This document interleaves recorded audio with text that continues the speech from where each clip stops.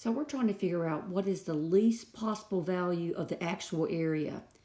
And it says that the sides of the squares are measured to the nearest centimeter, and they're talking about 6 centimeters long for each side. And we want to figure out the least possible value of the actual area.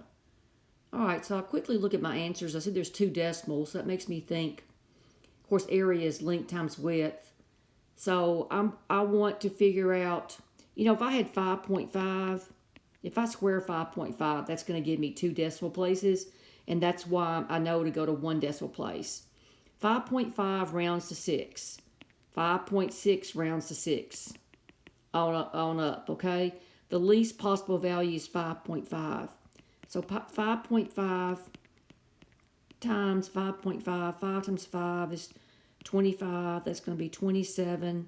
That's going to be 572. That's going to be a 5. That's going to be a 12. That's going to be a 10. That, move your decimal place 2 places, 30.25. And that's answer D.